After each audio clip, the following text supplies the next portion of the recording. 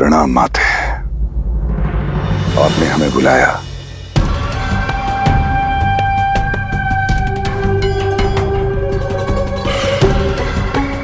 शूर्पणखा,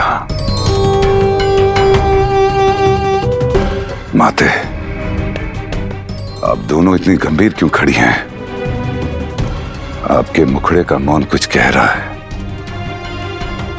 क्या बात है माते? दशानन, समय के साथ साथ आंधियां भी शांत हो जाती है। ज्वालामुखी से निकलता हुआ लावा भी ठंडा पड़ जाता है। नदी की बाढ़ जो सब कुछ मिटा सकती थी, वो भी एक समय के बहाव के साथ एकमात्र नाला बनकर रह जाती है। आप कहना क्या चाहती हैं माते? स्पष्ट कहिए।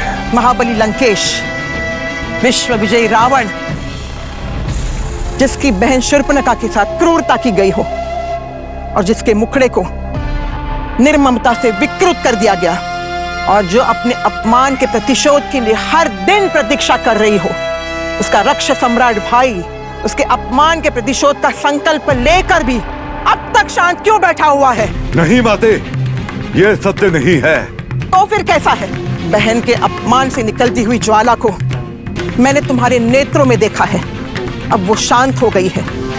तुम्हारे हाव भाव से तो लग रहा था मुझे कि तुम्हारे इस क्रोध की आंधी में तुम उन वनवासियों का सब कुछ बर्बाद कर दोगे।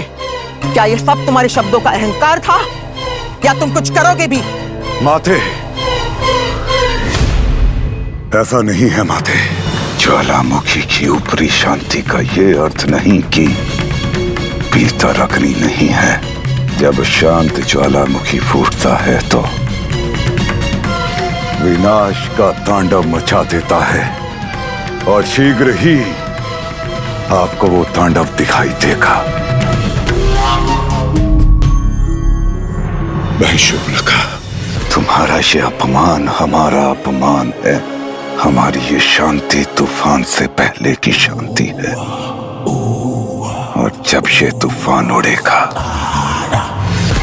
वो दो वनवासी ही नहीं अपितु अयोध्या से लेकर मिथिला तक सबके निशान मिटा देगा इस धरती से।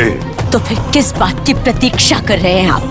वस्त्र से मैंने अपना मुखड़ा ढका है, नेत्र नहीं। ये नेत्र हर दिन सहस्त्राश्रु रोते, ये देखकर कि मैं कभी भी अपने मुखड़े को निर्वस्त्र करके बाहर नहीं जा सकती। हृदय फटा जा रहा है कि मेरे साथ निर्ममता करने वाले आनंद से रह रहे। भैया, मेरे हृदय को शांति तभी मिलेगी जब मैं विनाश का तांडव मचता हुआ देखूंगी। आपकी ये चुप्पी हर दिन मेरे कानों में गूंजती है। भवन की दीवारों से टकरा के चीख चीख के ये चुप्पी यही कहती है कि कहीं मेरे भाई ने शत्रुओं के सामने समर्पण तो नहीं कर दिया। काया नहीं है हम, रावण है हम। जो संकल्प लिया है वो पूर्ण होगा। यदि युद्ध ही करना होता तो कब का आक्रमण कर लिया होता हमने, किंतु उन दोनों वनवासियों को यहाँ लाकर पद दलित करना है हमें। तो सीता को तुम्हारे चरणों में झुकाना है हमें, और ये सब करने के लिए योजना तो बनानी ही होती है।